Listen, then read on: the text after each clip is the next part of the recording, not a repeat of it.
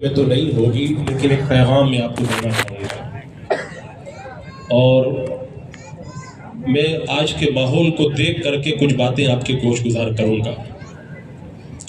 اللہ رب قدیر نے قرآن مقدس میں ارشاد فرما دیا، الیوم اکملت لکم دینکم واتممت علیکم نعمتی ورضیت لکم الاسلام دینا۔ عرفہ کے دن، عرفات کے میدان میں اللہ تبارک و تعالیٰ نے اپنے حبیب صلی اللہ تعالیٰ علیہ وسلم کو یہ بشارت عطا فرما دی کہ محبوب، آج کے دن میں نے اکملت لکم دینکم، تمہارے دین کو کامل کر دیا، تم پر اپنی نعمت کو تام کر دیا، اور میں تمہارے لیے دین اسلام سے راضی ہو گیا۔ یہ آیت کریمہ نازل ہو گئی، ہمارا دین مکمل ہے، اس کے اندر کوئی بعد میں آ کر کے اگر گھٹانا بڑھانا چاہے گا اس کی کوئی گنجائش نہیں ہے۔ قانون اللہ کا چلے گا، قانون رسول اللہ صلی اللہ تعالیٰ علیہ وسلم کا چلے گا۔ عزیزان مکرم، آگے بڑھنے سے پہلے ایک بات سن لیں، دنیا کے اندر آپ نے بہت سارے مذاہب کی تاریخ تو سنا ہوگا، بہت سارے مکتب فکر کے بارے میں آپ لوگوں نے سنا ہوگا، مختلف ادیان کے بارے میں سنا ہوگا۔ جب کوئی دین آتا ہے، جب کوئی مذہب آتا ہے، جب کوئی مکتب فکر آتا ہے، تو جب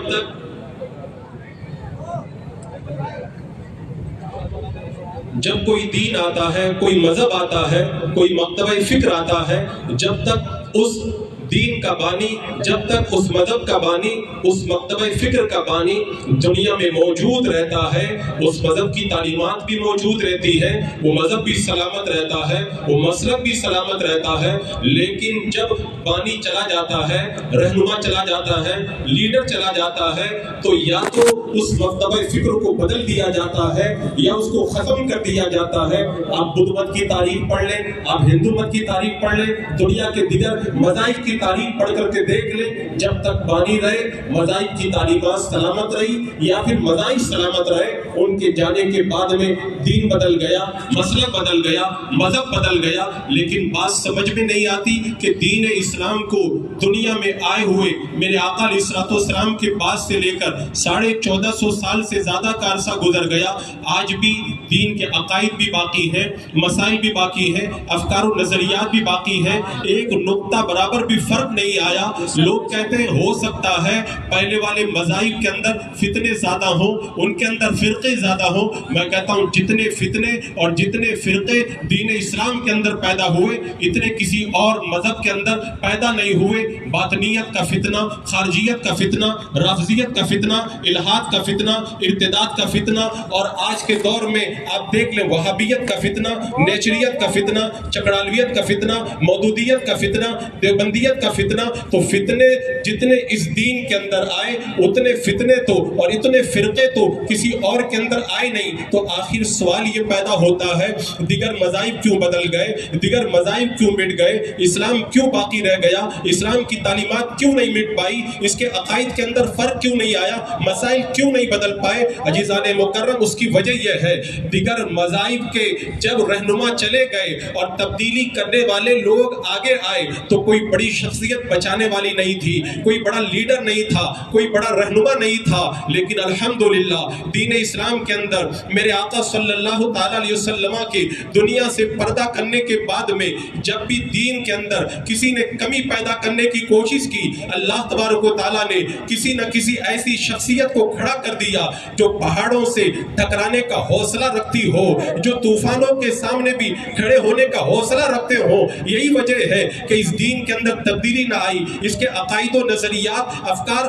بدل نہ پائے، اور میرے آقا صلی اللہ تعالیٰ علیہ وسلم نے تو بہت پہلے بتا دیا تھا کہ اس دین کے اندر بڑے فتنے ہوں گے اور بڑے فرقے پیدا ہوں گے، ان میں سے 72 جہنم میں جائیں گے، ایک جنت میں جائے گا۔ لیکن بات وہی ہے کہ اس مذہب کو بچانے کے لیے، دین اسلام کی حفاظت کے لیے علماء آتے رہے، مجددین آتے رہے۔ 100 سال میں جو خرافات ہوتی تھی، مجدد آ کر کے ان خرافات کا کا خاتمہ کر دیتا تھا، اور 100 سال کے درمیان کے اندر جو فتنے اور فرقے پیدا ہوتے تھے علماء حق کھڑے ہو کر کے ان کا مقابلہ کیا کرتے تھے۔ عزیزان مکرم، یہی وجہ ہے کہ دین اسلام اپنی اصلی شکل کے اندر آج ہماری نگاہوں کے سامنے موجود ہے۔ لیکن میں آپ کی توجہ چاہوں گا، آج جیسے حالات بگڑ رہے ہیں، ایک شور سنائی دے رہا ہے، ایک شور سنائی دے رہا ہے، حالات اچھے نہیں ہیں، اب ہمیں کسی کا رد نہیں کرنا چاہیے، کسی کے خلاف تقریر نہیں کرنا چاہیے، کسی کے بارے میں ہمیں کچھ نہیں کہنا چاہیے۔ آج ہماری نگاہوں کے سامنے ایسے حالات آ چکے ہیں، ہم دیکھ رہے ہیں کہ لوگ بد مذہبوں سے میل جول بھی رکھ رہے ہیں، ان کے ساتھ میں کھا پی بھی رہے ہیں، ان سے دوستی بھی کر رہے ہیں، ان سے رشتہ ناتا بھی کر رہے ہیں، ان سے تعلقات بھی کر رہے ہیں، ان کے ساتھ کاروبار بھی کر رہے ہیں۔ آخر بات سمجھ میں نہیں آتی، عوام تو عوام ہے، علماء کا بھی ایک ایسا طبقہ ہے، حالات کے خراب ہونے کا نام لے کر کے وہابیوں سے بھی مل رہے ہیں، دیوبندیوں سے مل رہے ہیں، نیچریوں سے مل رہے ہیں، قادیانیوں سے مل رہے ہیں، رافضیوں سے مل رہے ہیں، بد مذہبوں سے مل رہے ہیں۔ لوگ کہتے ہیں کیا کریں، حالات خراب ہیں، اگر ہم ان سے ملاقات نہیں کریں گے، اتفاق نہیں کریں گے، اتحاد نہیں کریں گے تو پھر حالات کا مقابلہ کیسے کریں گے؟ آئے پونا کی سرزمین پر قائد ملت کی محبت کے اندر جمع ہونے والوں، میں آپ سے کہنا چاہتا ہوں، جو لوگ حالات کا رونا روتے ہیں ان سے آپ جا کر کے کہیں اگر حالات خراب ہے، اگر آپ کو کوئی گالی دے اس کو کچھ مت کہیے کہ حالات خراب ہے، اگر آپ کی کوئی زمین دبا لے کچھ مت کہیے حالات خراب ہے، اگر کوئی آپ کی عزت اتار دے کچھ مت کہیے حالات خراب ہے، اگر کوئی آپ کے خلاف ایکشن لے، آپ کو مارے، مار کھا لیجئے حالات خراب ہے، اگر کوئی آپ کو قتل کرے قتل ہو جائیے حالات خراب ہے، اگر کوئی آپ کے خلاف جھوٹا مقدمہ کرے آپ کیس مت لڑیے حالات خراب ہے۔ اور سنیے 10 سال سے 20 سال سے جو اپنے خاندان میں آپ لڑائی کر کے رکھے ہیں، بول چال نہیں کر رہے، ان سے جلدی بات چیت چالو کر دیں حالات خراب ہے۔ کسی کی زمین دبا کر کے رکھے جلدی واپس کر دیں حالات خراب ہے۔ کسی پر کیس کر کے رکھے جلدی سے کیس واپس لے لیں حالات خراب ہے۔ اگر کسی سے جھگڑا کر کے رکھے جلدی سے جھگڑا ختم کر دیں حالات خراب ہے۔ میں بات سمجھ نہیں پاتا ہوں کہ جب حالات خراب ہے تو اگر آپ کو کوئی گالی دے آپ چپ نہیں رہ رہے ہیں، اگر کوئی آپ کی عزت پہ حملہ کرے آپ خاموش نہیں رہ رہے ہیں، اگر کوئی آپ کی زمین دبائے آپ خاموش نہیں رہ رہے ہیں، اگر آپ پر کوئی جھوٹا کیس کرے آپ خاموش نہیں رہ رہے، آپ کو کوئی گالی دے رہا ہے آپ چپ نہیں رہ رہے، آپ کو کوئی قتل کر رہا ہے آپ حفاظت کا سامان کر رہے ہیں۔ حالات کے خراب ہونے کا رونا اس وقت کہاں پہ چلا جاتا ہے؟ اور جب اللہ اس کے رسول کی شان میں جب بدتمیزی کی جاتی ہے، کہتے ہیں حالات خراب ہے۔ ہماری مسجدوں پہ وہابی قبضہ کرتے بولے جھگڑا مت کرو حالات خراب ہے۔ اگر کوئی اولیاء کرام کی شان میں بدتمیزی لکھتا ہے کہتے ہیں حالات خراب ہے۔ اگر کوئی صلاۃ و سلام پہ پابندی لگاتا ہے بولے جھگڑا کرنے کی ضرورت نہیں ہے حالات خراب ہے۔ میں آپ سے پوچھنا چاہتا ہوں وہی حالات جب تمہاری باری آتی ہے تو سب بالکل صحیح ہو جاتے ہیں، اور جب اللہ اس کے رسول کی عزت کی بات آتی ہے، اسلام کے شاعر کی بات آتی ہے تو حالات کے خراب ہونے کا رونا رویا جاتا ہے۔ بات صرف اتنی سی ہے، دل کے اندر اپنے مال کی محبت ہے، اپنی زمین کی محبت ہے، اپنوں کی محبت ہے، تو جب ان کی بات آتی ہے تو حالات کو بھول جاتے ہیں، اور اللہ اس کے رسول کی محبت دل میں نہیں ہے، اولیاء کرام کی محبت نہیں ہے، اللہ والوں کی محبت نہیں ہے، اور اپنے شاعر اسلام کی محبت نہیں ہے کہ ان پر کوئی حملہ کرے تو یہ کہہ کر کے روکنے کی کوشش کی جاتی ہے کہ حالات خراب ہے کچھ نہ کہا جائے۔ عزیزان مکرم، وقت مختصر ہے لیکن مختصر وقت میں کچھ جائزہ 1400 سال کی تاریخ کا آپ کی نگاہوں کے سامنے لا کر کے رکھتا ہوں تاکہ آپ کو احساس ہو جائے حالات آج نہیں خراب ہے۔ 1400 سال میں حالات کبھی اچھے ہوئے کب تھے، لیکن حالات خراب تھے تو ہمارے بزرگوں نے بد مذہبوں کا رد کیا کہ نہیں کیا، آج ہمیں اس کا جائزہ لینا ہے۔ آئیے میں آپ کو مختصر جائزہ بتاتا ہوں۔ آج ہم جن کا رد کر رہے ہیں، جن کو ہم کافر کہہ رہے ہیں، مرتد کہہ رہے ہیں، ان کو کافر و مرتد کس نے کہا ہے؟ مکہ کے علماء نے کہا ہے، مدینہ کے علماء نے کہا ہے، شام کے علماء نے کہا ہے، مصر کے علماء نے کہا ہے، یمن کے علماء نے کہا ہے، ترکی کے علماء نے کہا ہے، ہندوستان کے علماء نے کہا ہے، پاک کے علماء نے کہا ہے، شام کے علماء نے کہا ہے۔ یہ سارے علماء 100 سال سے زیادہ ہو گئے ان کے کفر کا فتویٰ دیتے چلے آ رہے ہیں۔ انہوں نے جو کہا ہے اپنی طرف سے نہیں کہا ہے، اللہ اس کے رسول کا قانون لا کر کے بیان کیا ہے، اور اسلام کا یہ قانون ہے جو ضروریات دین کا انکار کر دے، لاکھ نمازی ہو، لاکھ حاجی ہو، لاکھ قرآن پاک کی تلاوت کرنے والا ہو، وہ مسلمان ہو نہیں سکتا ہے۔ تو جب ان کو کافر کہا گیا ان کا رد کیا جائے تو حالات خراب ہوتے. آئیے میرے آقا صلی اللہ تعالیٰ علیہ وسلم کا وصال ہوا, سب سے پہلے جو فتنہ اٹھا مرتدین کا فتنہ اٹھا, یہ بھی مرتد ہے وہ بھی مرتد تھے. حضرت ابو بکر صدیق نے مجلس مشاورت کو منعقد کیا, کچھ صحابہ نے مشورہ دیا حالات اچھے نہیں ہے نرمی کی جائے. حضرت ابو بکر صدیق نے کہا میں مرتدین کے خلاف جہاد کروں گا. حضرت ابو بکر صدیق نے جہاد کا حکم دیا, یہاں تک کہہ دیا بدر کے اندر شریک ہونے والے صحابہ کو بھی اس جنگ کے اندر شرکت کرنا پڑے گا, اس لیے کہ مرتدین کے خلاف جنگ کا موقع ہے. اور جب اللہ تبارک و تعالیٰ نے مسلمانوں کو فتح عطا فرمائی تو بعد میں صحابہ کہا کرتے تھے جو فیصلہ حضرت ابو بکر صدیق نے کیا تھا وہ فیصلہ بالکل حق تھا. بتاؤ حالات اس وقت زیادہ خراب تھے یا حالات آج زیادہ خراب ہے؟ اور آگے بڑھ کر کے دیکھیں حضرت سیدنا مولا علی رضی اللہ تعالیٰ عنہ کا دور آیا, کتنی جنگیں ہوئی, کتنے حالات خراب ہوئے. جب خارجیوں سے جنگ کی بات آئی تو آپ نے یہ نہیں دیکھا کہ حالات خراب ہے, آپ نے دیکھا یہ اسلام سے پھر گئے ہیں, یہ گمراہ ہو چکے ہیں. حضرت مولا علی نے ان سے جنگ کی, یہ نہیں کہا کہ حالات خراب ہے یہاں پہ جنگ نہ کی جائے. آپ آگے بڑھ کر کے دیکھیں دوسری صدی کے اندر جب معتزلہ کا فتنہ اٹھا اور معتزلہ نے اسلامی عقائد پر اہل سنت و جماعت کے عقائد کے اوپر حملہ کیا, حکومتیں گمراہ ہو گئی, درباری مولوی بک گئے, بہت سارے سردار معتزلی بن گئے, عوام بھی اسی مذہب پر ہو گئی جو حکومت کا مذہب تھا. امام احمد بن حنبل کا ساتھ دینے والے صرف چند گنتی کے علماء تھے. لوگوں نے آ کر کے سمجھایا حالات اچھے نہیں ہے, حالات خراب ہے, حکومت سے ٹکرانا ٹھیک نہیں ہے. حضرت امام احمد بن حنبل نے کہا مجھے حکومت سے نہ ڈرایا جائے, مجھے تلوار سے نہ ڈرایا جائے, مجھے پبلک سے نہ ڈرایا جائے, مجھے سرداروں سے نہ ڈرایا جائے. اگر مجھے سمجھانا ہے قرآن کی آیت لا کر کے دکھاؤ, حدیث پاک لا کر کے دکھاؤ. حضرت امام احمد بن حنبل ان مشکل حالات کے اندر ڈٹ گئے, معتزلہ کا رد کیا, آپ نے باطنیوں کا رد کیا اور اتنا رد کیا کوڑے مارے گئے. جلاد کہتا ہے جتنی طاقت سے میں نے امام احمد بن حنبل کو کوڑے مارے, اگر ہاتھی کو بھی مار دیتا تو ہاتھی بھی ہل کر کے رہ جاتا, لیکن عقیدہ اہل سنت کے لیے ڈٹنے کا جو جذبہ میں نے امام احمد بن حنبل کے اندر پایا اس کی مثال مجھے نظر نہیں آتی. اتنا مارا گیا اس بندہ خدا کے اندر, اٹھ کر کے نماز پڑھنے کی طاقت بھی نہ رہی, زخم دکھتے تھے, اگر ہلتے تھے تو زخموں میں ٹھیس پڑتی تھی. لوگوں نے کہا مان جاؤ, کہا میں حالات سے ڈرنے والا نہیں ہوں, میں عقیدہ اہل سنت کو بیان کروں گا. لوگوں نے کہا کہ حکومت دوسری طرف ہے, کہا جب میرا جنازہ اٹھے گا تب دیکھ لینا حق کون ہے اور باطل کون ہے. جب امام احمد بن حنبل کا جنازہ اٹھا تو لوگوں نے جنازہ دیکھ کر کے کافروں نے اسلام قبول کر لیا. بتاؤ آج نام کن کا باقی رہا؟ جو حالات سے ڈرا رہے تھے ان کا نام باقی رہا, یا حالات کا مقابلہ کرتے ہوئے عقیدہ اہل سنت بیان کرتے ہوئے بد مذہبوں کا رد کرنے والے امام احمد بن حنبل کا نام باقی رہا؟ اور آگے آئیں 5ویں صدی کے اندر آپ دیکھیں حضور سرکار غوث پاک رضی اللہ تعالیٰ عنہ کا دور پاک ہے. سرکار غوث پاک نے بغداد کے اندر 77 سال گزارے. 77 سال کے اندر 5 عباسی خلفاء کا زمانہ حضرت غوث پاک نے دیکھا. آپ کے زمانے میں حالات اچھے تھے, سلجوقی سلاطین اور عباسی خلفاء کی جنگیں ہوتی تھی اور مسترشد باللہ اتنا بڑا بادشاہ کہ اس سے کوئی جیت نہیں پاتا تھا. لیکن جب مسترشد باللہ جنگ کے اندر شکست کھا گئے اور ان کو قید کر لیا گیا تو اس وقت مسجدوں کے ممبر توڑ دیے گئے. بولے اب مسجدوں میں خطبہ نہیں ہوگا. عورتوں نے اپنے آنچل اتار دیے, کہا اب ہم ماتم کریں گی, اور پورے علاقے کے اندر ماتم کی صفیں بچ گئی. کیا یہ حالات اچھے تھے؟ یہ حالات اچھے نہیں تھے. لیکن سرکار غوث پاک نے ان حالات میں بھی معتزلیوں کا بھی رد کیا, رافضیوں کا بھی رد کیا, باطنیوں کا بھی رد کیا, خارجیوں کا بھی رد کیا, یہاں تک کہ 72 فرقے گنا کر کے سب کا رد کر کے کہا ان سے دور رہنا.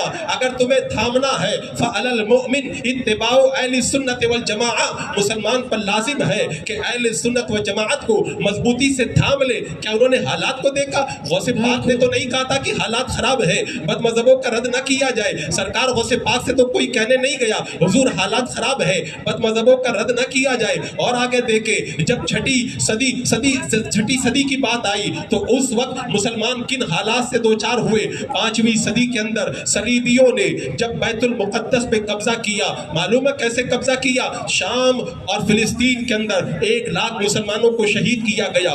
بیت المقدس کے اندر ہیکل سلیمانی کے پاس میں 70,000 مسلمانوں کو شہید کیا گیا. اور حال یہ تھا، ایک جنرل لکھتا ہے صلیبی، جب ہم بیت المقدس میں داخل ہوئے تو مسلمانوں کے خون کے اندر ہمارے گھوڑوں کے بالکل گھٹنوں تک ڈوبا ہوا تھا. وہ حالات اچھے تھے؟ وہ حالات اچھے نہیں تھے. لیکن جب سلطان صلاح الدین ایوبی ان حالات کے اندر میدان میں آئے، ہونا تو یہ چاہیے تھا آپ جا کر کے بیت المقدس کو آزاد کراتے.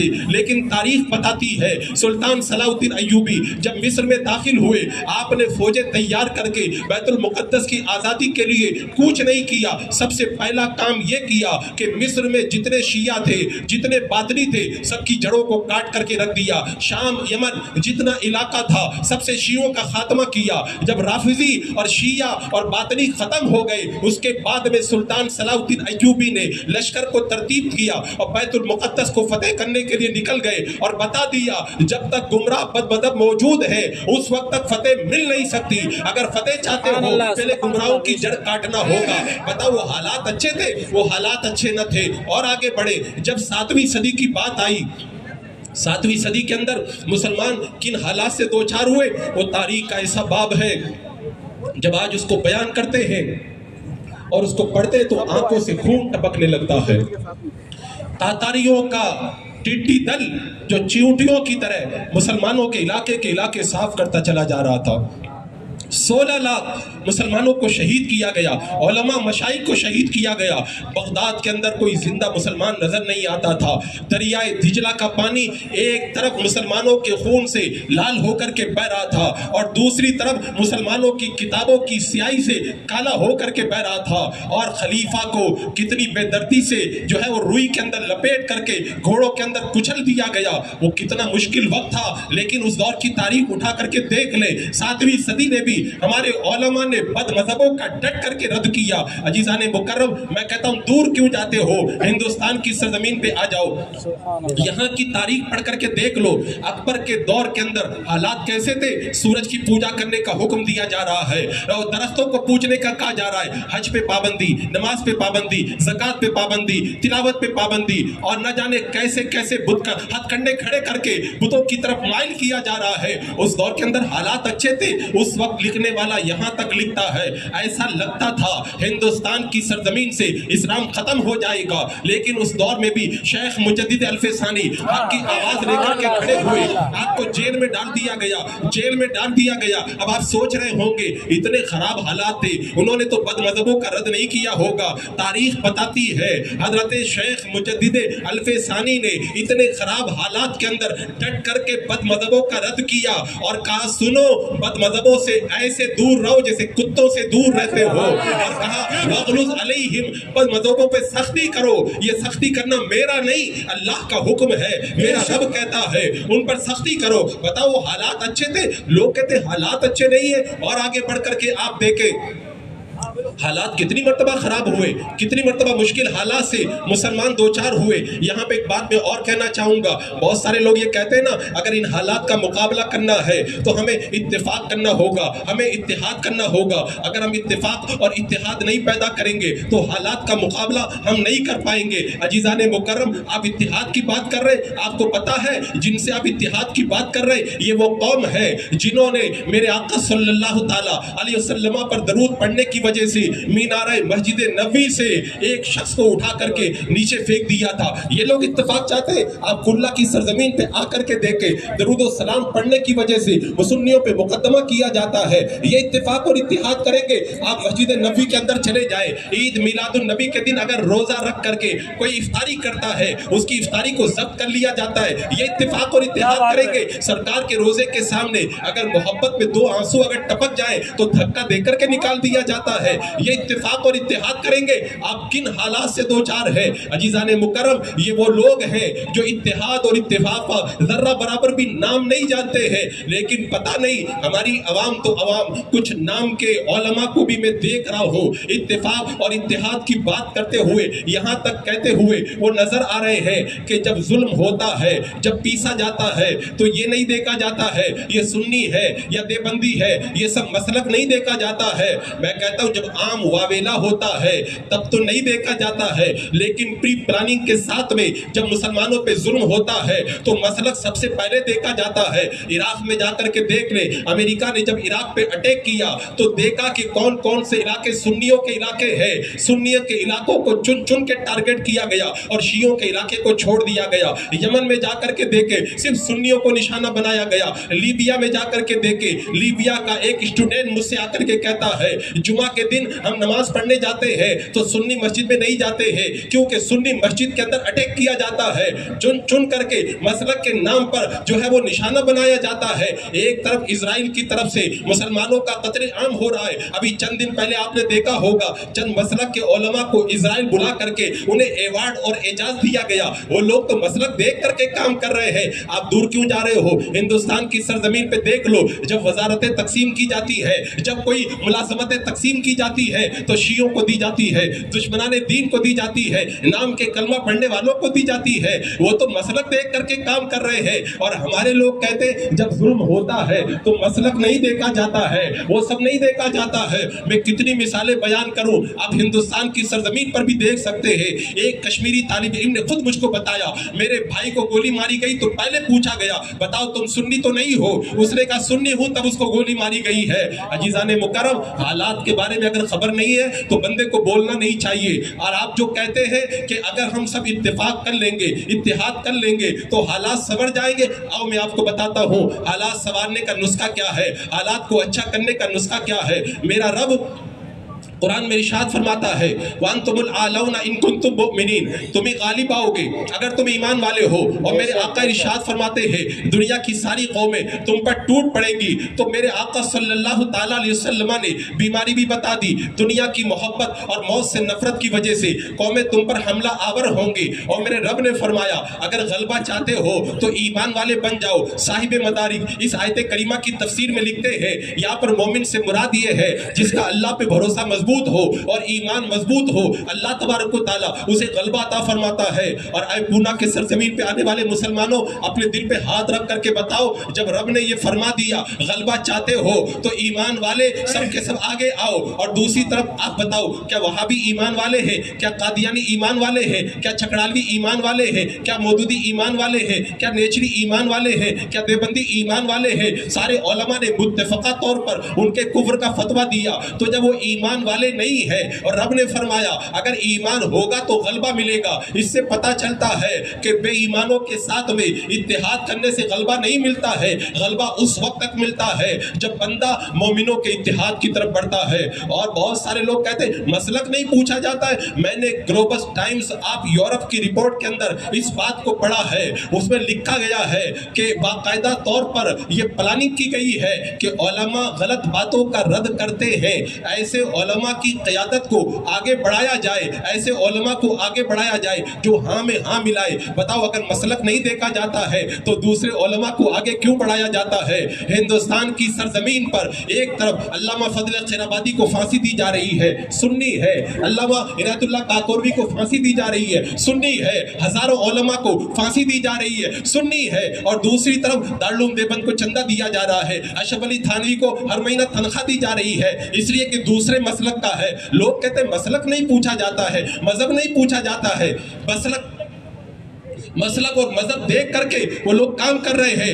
آپ دیکھیں امریکہ کے اندر لندن کی یونیورسٹی سے آکسفورڈ کے اندر جو بہت بڑی ڈگری حاصل کیے تھے ڈاکٹر ہارون، انہوں نے اس بات کو خود بیان کیا میں پہلے عیسائی تھا، جب میں مسلمان ہوا تو میں سوچنے لگا میں کون سا مسلمان بنوں، دیوبندی بنوں کہ وہابی بنوں، کس مسلک کے اندر جاؤں۔ جب میں نے غور کیا تو مجھے پتا چلا جب بھی کوئی دشمنان دین اگر اٹیک کرتا ہے تو سنی پہ اٹیک کرتا ہے، کسی اور فرقے پہ اٹیک نہیں کرتا کرتا, مجھ کو سمجھ میں آ گیا سچا اسلام سنی اسلام ہے. تو جب میں نے اسلام قبول کیا تو میں اہل سنت و جماعت کے اندر داخل ہو گیا. اور عزیزان مکرم, مسئلہ تو اتنا دیکھا جاتا ہے, آپ آ کر کے دیکھ لیں بمبئی کی سرزمین پر منارہ مسجد کے بیسمنٹ کے اندر اعلیٰ حضرت سے پہلے ایک عالم تھے مولانا اشرف علی گلشن آبادی. وہ کہتے ہیں ایک پادری نے مجھ سے کہا تھا اگر قرآن و سنت کی تعلیم دو گے ہر مہینہ 50 روپے تمہیں تنخواہ دی جائے گی. اور سینکڑوں علماء ہمارے ساتھ میں کام کر رہے ہیں. جب میں نے معلوم کیا تو پتا چلا ایک دوسرے مسلک کے علماء کو آگے بڑھا کر کے اہل سنت کو ٹارگٹ کرنا ان کا مقصد ہے. میں نے اس نوکری کو چھٹا دیا. عزیزان مکرم, یہ مختصر سے حالات میں نے آپ کے سامنے رکھ کے اخیر کے اندر میں اپنی بات ختم کرتے ہوئے میں آپ سے پوچھنا چاہتا ہوں, جو بد مذہبوں کے خلاف بولنے پر پابندی لگاتے ہیں, میں کہتا ہوں کیا اللہ نے قرآن میں بد مذہبوں کا رد نہیں فرمایا؟ وَمَن يَتَوَلَّهُمْ فَإِنَّهُ مِنْهُمْ, یہ تمام کفار کا رد ہے. کیا میرے آقا نے نہیں فرمایا اگر کوئی ظالم, اگر کوئی کسی بد مذہب کی تعظیم کرتا ہے, وہ اسلام کو ڈھانے کے اندر کوشش کرتا ہے, کیا حضرت ابوبکر صدیق نے بد مذہبوں کا رد نہ کیا؟ حضرت عمر نے بد مذہب کو کان پکڑ کے اپنے گھر سے نہیں نکالا؟ حضرت عثمان غنی نے فوراً اس کو قتل کرنے کا حکم نہیں دیا؟ حضرت مولا علی نے ان سے جہاد نہیں کیا؟ حضرت امام اعظم نے بد مذہبوں کے رد میں کتابیں نہ لکھی؟ حضرت امام شافعی نے 14 کتابیں لکھ کے ان کا رد نہ کیا؟ امام مالک نے جہمیہ کو اپنی مجلس سے نہیں نکلوایا؟ امام بخاری نے بد مذہبوں کے خلاف باب نہ باندھا؟ امام مالک نے بد مذہبوں کو اپنی محفل سے باہر نہ کیا؟ امام احمد بن حنبل نے معتزلہ کا رد نہ کیا؟ غوث پاک نے بد مذہبوں کا رد نہ کیا؟ میں کہتا ہوں تابعین کو پڑھو, تبع تابعین کو پڑھو, محدثین کو پڑھو, مفسرین کو پڑھو, ائمہ مجتہدین کو پڑھو, مجددین کو پڑھو, سارے کے سارے بد مذہبوں کا رد کرتے ہوئے نظر آ رہے ہیں. الحمدللہ حضور تاج الشریعہ کا جو یہ پیغام ہے کہ صلح کلی سے دور رہو, بد مذہبوں سے دور رہو, یہ پیغام آج کا پیغام نہیں ہے. اس کا تعلق 1400 سال پیچھے سے جڑا ہوا ہے. یہ 1400 سال کی تاریخ ہے. عزیزان مکرم, اپنے ایمان کو مضبوط کرو. حالات چاہے کیسے بھی ہو جائے, جان تو جانا ہے, ایک دن جائے گی, لیکن ایمان کا سودا نہیں کرنا ہے. اگر بد مذہبوں سے اتفاق اور اتحاد کیا گیا, ہمارے ایمان کا جنازہ نکل جائے گا. کل قیامت کے دن میدان محشر کے اندر جاؤ گے اور میرے آقا نے پوچھ لیا تو کیا جواب دو گے؟ قبر میں کون کام آئے گا؟ اعلیٰ حضرت فرماتے ہیں قبر میں لہرائیں گے تا حشر چشمے نور کے, جلوہ فرما ہوگی جب طلعت رسول اللہ کی. کیا قبر کے اندر یہ بد مذہب بچانے آئیں گے؟ قبر کے اندر وہ بچانے آئیں گے جو آقا کریم صلی اللہ تعالیٰ علیہ وسلم جن کی شان میں یہ گمراہ بدتمیزی کرتے ہوئے نظر آتے ہیں. اپنے آقا کا دامن تھام لو تاکہ جب کل قیامت میں پہنچو نا, میرے آقا کہتے یہ تو وہ میرا غلام ہے جو میرے دشمنوں سے نفرت رکھتا تھا, اور اللہ تبارک و تعالیٰ خلد میں داخلہ عطا فرما دے.